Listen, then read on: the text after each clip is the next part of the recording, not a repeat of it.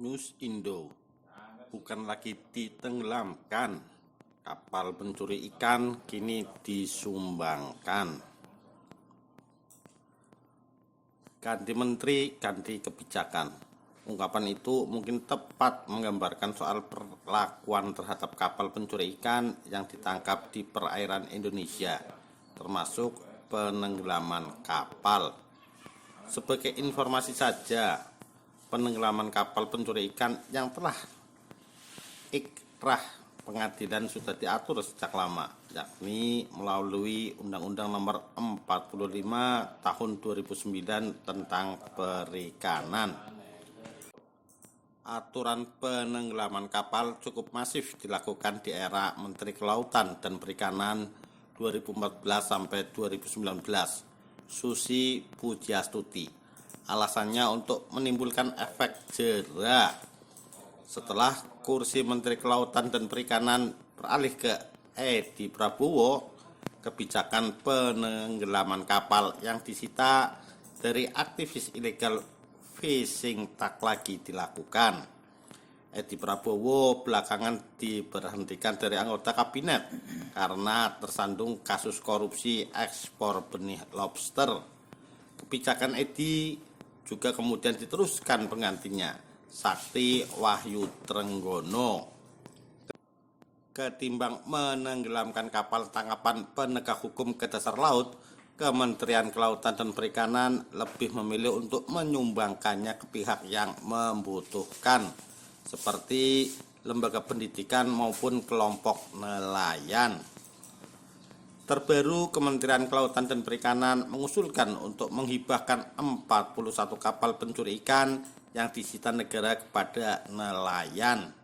Kapal-kapal yang tersangkut tindak pidana di bidang kelautan dan perikanan tidak lagi ditenggelamkan, tetapi dimanfaatkan untuk meningkatkan kesejahteraan nelayan. Sepanjang tahun 2022, Kementerian Kelautan dan Perikanan telah menangani 137 kasus pelanggaran administratif dan tindak pidana di bidang kelautan dan perikanan.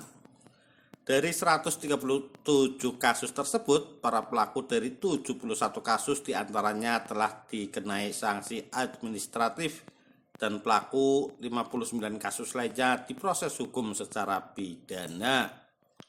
Direktur Jenderal Pengawasan Sumber Daya Kelautan dan Perikanan, Kementerian Kelautan dan Perikanan Laksamana Muda TNI Adin Nurawaludin menyatakan, rencana hibah kapal-kapal ikan ilegal sedang diusulkan ke Direktorat Jenderal Kekayaan Negara Kementerian Keuangan.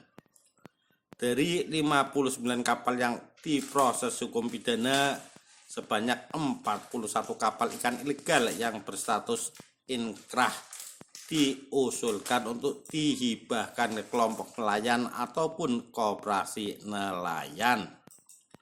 Rencana hibah kapal ilegal masih proses di DJKN Kementerian Keuangan, kata Adin dikutip dari pemberitaan harian Kompas Minggu 8 Januari 2023. Ia menambahkan, total penerimaan negara bukan pajak yang didapat dari pengenaan denda administratif dan penggantian kerugian atas kerusakan karang untuk 137 kasus pelanggaran tersebut mencapai 33,94 miliar rupiah.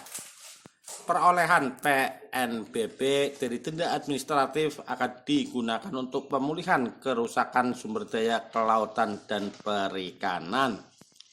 Kementerian Kelautan dan Perikanan juga mengamankan 97 unit kapal perikanan ilegal yang terdiri dari 18 kapal ikan asing dan 79 kapal ikan Indonesia.